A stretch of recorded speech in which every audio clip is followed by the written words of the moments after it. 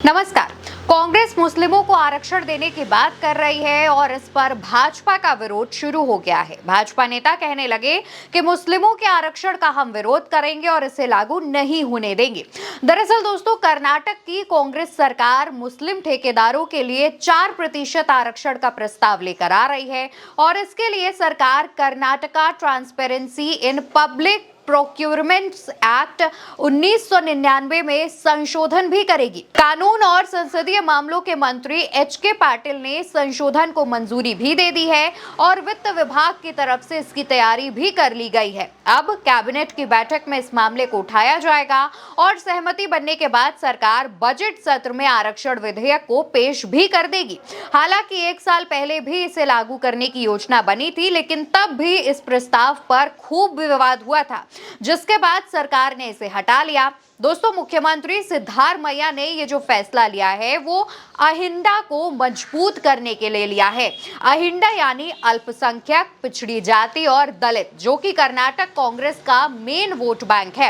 राजनीतिक जानकारों का कहना है कि इस आरक्षण वाले प्रस्ताव का फायदा कांग्रेस को कर्नाटक के साथ साथ बाकी राज्यों में भी मिलेगा, लेकिन भाजपा और कमजोर होगी, क्योंकि भाजपा पर आरक्षण विरोधी होने के साथ साथ मुस्लिम विरोधी होने के भी आरोप लगते रहे हैं और इस बार कर्नाटक में मुस्लिमों को ही आरक्षण देने पर विचार किया जा रहा है, जिसका विरोध भाजपा बड़े स्तर पर करने की तैयारी कर रही है। वहीं दूसरी तरफ दोस्तों, आरक्षण का ये प्रस्ताव अगर पास हो जाता है तो राज्य में सरकारी ठेकों में कुल आरक्षण 47% तक बढ़ जाएगा और ठेके की सीमा दोगुनी होकर 2 करोड़ रुपए हो जाएगी। हालांकि भाजपा की तरफ से लगातार इस प्रस्ताव का विरोध किया जा रहा है।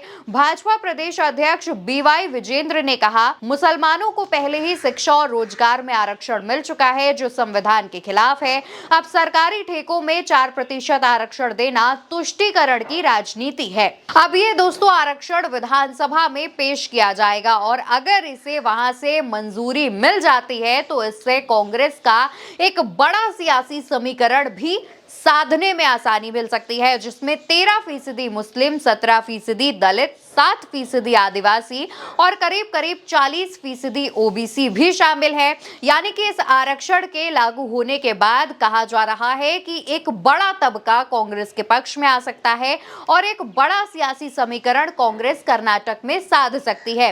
हालांकि भले ही कर्नाटक में अभी चुनाव ना हो, लेकिन दूसरी तरफ केरल में चुनाव होने हैं, असम में भी चुनाव होने हैं और इसको लेकर के कहा जा रहा है कि कर्नाटक में लिया गया यह फैसला बाकी राज्यों में होने वाले चुनावों पर भी असर डालेगा। अब इस पर आपकी क्या राय है, उसका जवाब कमेंट सेक्शन में बताइए।